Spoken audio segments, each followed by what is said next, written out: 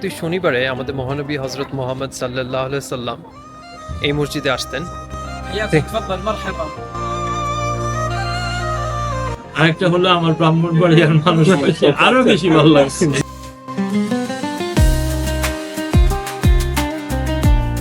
এখানেই আমাদের মহানবী হজরত মোহাম্মদ সাল্লাল্লাহু আলাইহি সাল্লাম যখন আসরের নামাজ পড়ছিলেন তখনই ওনার কাছে আদেশ আসে কিবলামুখী হয়ে নামাজ পড়ার জন্য। আপনারা যদি পার্ট 1 মদিনার ভিডিও মিস করে থাকেন তাহলে সেটার লিংক ডেসক্রিপশনে এবং উপরে কর্নারে দেওয়া থাকবে। আমরা এখন যে মসজিদে আসছি সেটা হচ্ছে ইসলামের প্রথম মসজিদ মসজিদুল কুবা। আর এখানে 2 রাকাত নফল নামাজ পড়লে পুরো ওমরার সওয়াব পাওয়া যায়।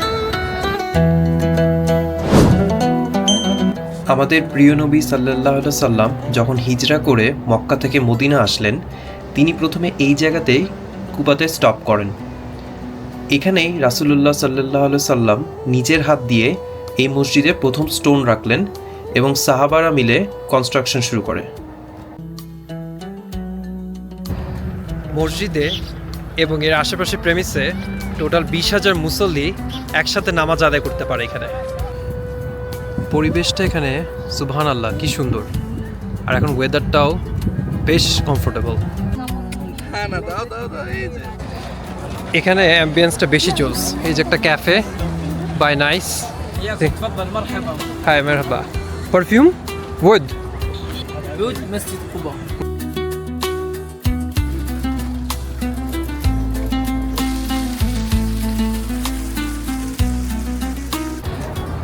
মসজিদুল কুবার পাশেই এখানে আমি অনেক সোশ্যাল মিডিয়াতে দেখেছি যে খেজুর টেস্টিং করে কেনা যায়। সো এখানে বিভিন্ন ধরনের খেজুর আছে। সো যার যারা ইচ্ছা সেটা এখানে টেস্ট করে তারা এখান থেকে কিনতে পারে।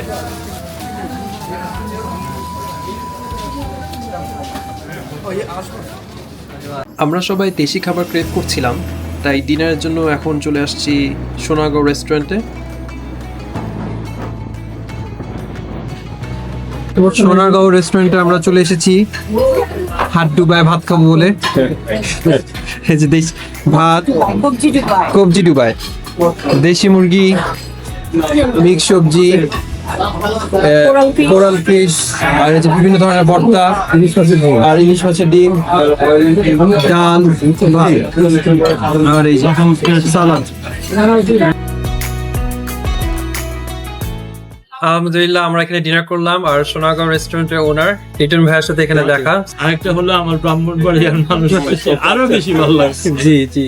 আর সবচেয়ে থেকে বিষয় হলো যে আপনারা সবাই আসেন, বন্ধু বান্ধবরা বলবেন যে আমরা আসলে একদম কোয়ালিটিটা মেনটেন করে দোয়া করবেন। আমরা মদিনা আল মুনাওয়ারাতে, তারপর যে একদম অফ স্টেটের মধ্যে আছে, এটা হলো আল আজহার হোটেলের নিচে, আর আসাফিয়া মিউজিয়াম, আর হলো আপনার সাইবা ইন্টারেস্ট কোরিয়ার মধ্যে আমাদের আছে। এসে একবার আমাদের খাবারটি টেস্ট করবে। অবশ্যই আমাদের নিজেদেরই ভালো লেগেছে, এই জন্য আমরা সেকেন্ড টাইম আসছি এখানে। মাশাআল্লাহ। মসজিদুন নববী থেকে মাত্র 2-3 মিনিট হাঁটলেই এখানে লাইন ধরে হচ্ছে বিভিন্ন world street food, Afghanistan food, আজওয়া ice cream, traces of Medina, Turkish food, সব লাইন ধরে এখানে। Thank you.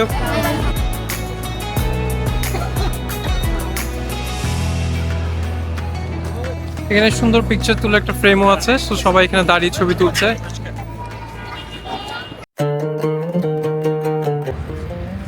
আমরা এখন যে জায়গাটা আসছি সেটা হচ্ছে গার্সওয়েল। সো এখানেই আমাদের মহানবী হজরত মোহাম্মদ সাল্লাল্লাহু আলাইহি সাল্লামকে এখানেই পানি দিয়ে গোসল করানো হয়েছিল। ওই যে ওখানে যে কুয়া আছে, এই পানিটা কখনোই জং ধরে না, বছর পর বছর যুগের পর যুগ এরকমই রয়ে গেছে। এই জায়গাটা ওপেন হয় বিকাল 4টার দিকে, গার্সওয়েল, এবং এটার অনেক ধরনের ফজিলত আছে, যাকে আল্লাহ আমাদেরকে কবুল করে নেক। তো আমরা এখন আমাদের নেক্সট জায়গা দেখতে জিয়ারতে যাবো ইনশাল্লাহ।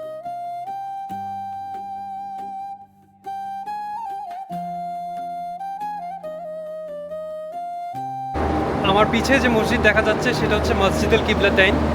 এখানেই আমাদের মহানবী হজরত মোহাম্মদ সাল্লাল্লাহু আলাইহি সাল্লাম যখন আসরের নামাজ পড়ছিলেন তখনই ওনার কাছে আদেশ আসে যে মসজিদুল আকসাতে দিকে নামাজ না পড়ে কিবলামুখী হয়ে নামাজ পড়ার জন্য।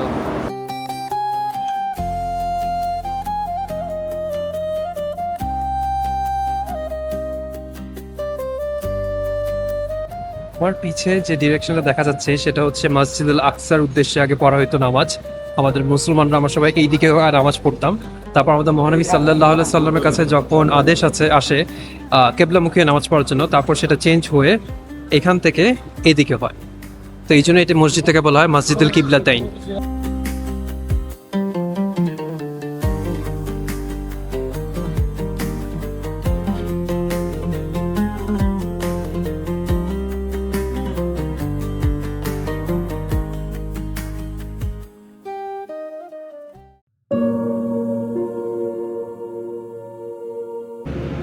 এই যে সামনে পাহাড় দেখা যাচ্ছে পুরোটা, এটা হচ্ছে উহুদ পাহাড়। এবং এই পাহাড়েই যারা আর্চার ছিল, যারা হচ্ছে তীর থ্রো করতো, তারা যখন আদেশ অমান্য করলো আমাদের মহানবী সাল্লাল্লাহু আলাইহি সাল্লামের, তখনই মুসলিমরা হেরে যায় এবং তখনই শহীদ হন আমাদের মহানবী সাল্লাল্লাহু আলাইহি সাল্লামের খুব কাছের সাহাবী হামজা। আর চারিদিকে বাউন্ডারি করে রাখা হয়েছে এই কবরস্থানকে, বিশাল বড় কবরস্থান। এখানেই সব সাহাবী যারা মারা গেছেন 70 থেকে 85 জন, সবাইকে এখানেই দাফন করা হয়েছে।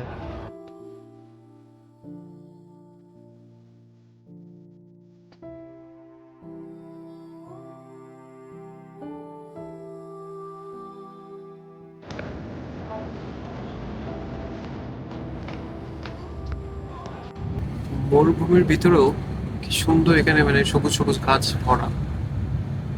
সুবহানাল্লাহ।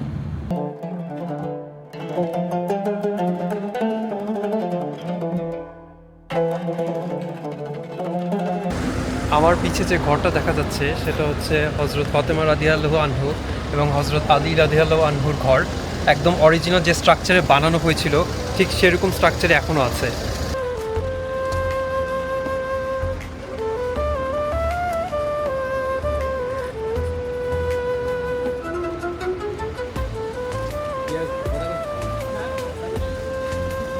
আমাদের রাসূলুল্লাহ সাল্লাল্লাহু আলাইহি সাল্লাম এই ঘরের দরজার সামনে দাঁড়িয়ে বলতেন, আসসালামু আলাইকুম আহলাল বাইত, আসসালাম। বাংলায় যার অর্থ, হে নবীর পরিবার, সালাম তোমাদের প্রতি, নামাজ নামাজ। এখন আমরা এসেছি বাগে সালমান আল ফার্সি রাদিয়াল্লাহু আনহু, মদিনা মুনওয়ারার একটি শান্ত সবুজ বাগান। সালমান আল ফার্সি রাদিয়াল্লাহু আনহু ছিলেন ইসলামের একজন বিশেষ কম্পেনিয়ন। ইতিহাসে যেটা বলা হয়, সালমান আল ফার্সি রাদিয়াল্লাহু আনহু একসময় গোলাম ছিলেন এবং ওনার সাথে যে ডিল করা হয় যে 300টা খেজুর গাছ রোপণ করলে ওনাকে স্বাধীনতা দেওয়া হবে। এই জন্য রাসূলুল্লাহ সাল্লাল্লাহু আলাইহি সাল্লাম নিজের মুবারক হাত দিয়ে এই বাগানে খেজুর গাছ রোপণে হেল্প করেছিলেন। সাহাবারাও অনেক হেল্প করেছিলেন। এই বাগানে সেই স্বাধীনতার জার্নি এখনো বলা হয়।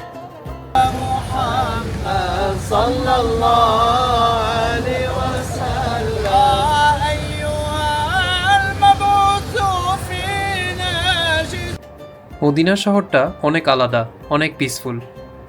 আমার মনে হলো যদিও আমরা অনেক দূর থেকে আসি, Medina somehow makes you feel like you are home. আমি দোয়া করি আল্লাহর কাছে যারা এই ভিডিও দেখছেন, ইনশাল্লাহ আল্লাহ তাআলা আপনাদেরকে মদিনা আসার সুযোগ করে দিবে। আমাদের ভিডিওস ভালো লেগে থাকলে প্লিজ লাইক অ্যান্ড সাবস্ক্রাইব। আমাদের নেক্সট ভিডিওতে ইনশাল্লাহ আমরা মক্কার বিভিন্ন জায়গা ঘুরে দেখব। সবাই ভালো থাকবেন। আল্লাহ হাফেজ।